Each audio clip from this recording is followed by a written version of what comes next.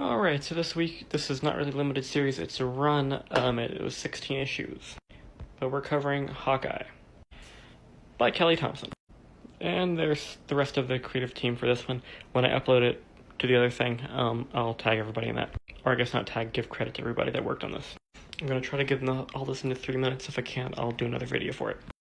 So, this comic is about Kate Bishop going off her own in LA. It opens up with her on an investigation to try to find a missing girl. She immediately gets contacted by a young lady named Mika, who is worried about a stalker. She's been getting lots of inappropriate text and emails. This leads to Kate finding out about an organization that is making everybody in the local college and the town more rageful. She ends up fighting a guy called Aggregate, who can absorb people's rage to make himself stronger. She then goes back on the original case that she started out with, and she's working with Jessica Jones to be part of this part. She actually finds out that the missing woman is an Inhuman who recently got her powers activated, and she went from being like a normal frumpy-looking person to being of model quality and is a model in LA. And her power is one that she doesn't have under her control. When she's stressed or angry, she turns into a dragon. Kate and Jessica say they'll contact Inhumans so they know to get her help controlling her power. In all of this, Kate learns that her dad has something to do with it and she goes to find him. Her dad is a corporate-type villain who now has the power of suggestion because Madame Mask gave him a new body. Madame Mask did this because she's trying to get powers for herself, and the more clones the better. There's a brief interaction with Kate Bishop, Laura Kinney, and Gabby Honeybadger. She gets a new case from a girl saying that her dad is missing. Kate finds out that this girl's dad is actually in an underground fighting arena, and does her superhero mumbo-jumbo to get him out. This leads to Kate picking a fight with Madame Mask with the help of Clint Barton, who is also in town. Hawkeye is being hunted down by a woman named Eden Vale because he was responsible for her daughter's death, incidentally. Eden has the power if she has access to somebody's blood, she can burn some of that to move them in time.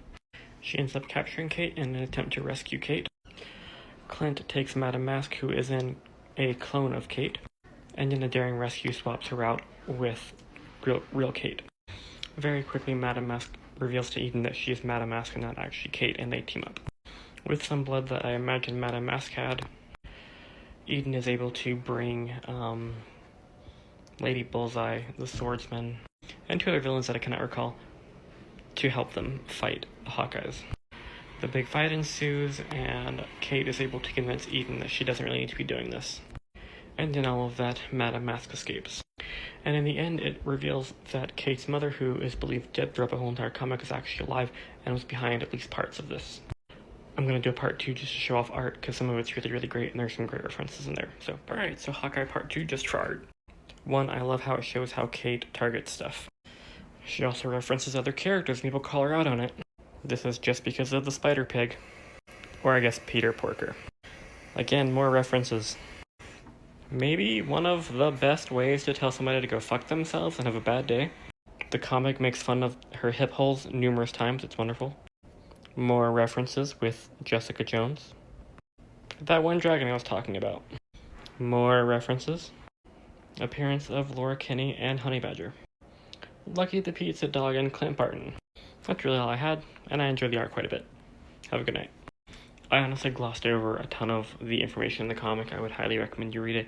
Like I said, it's 16 issues, but it's all very well done. I'm a fan of Kelly Thompson's writing every time I've read any of her work, so there you go.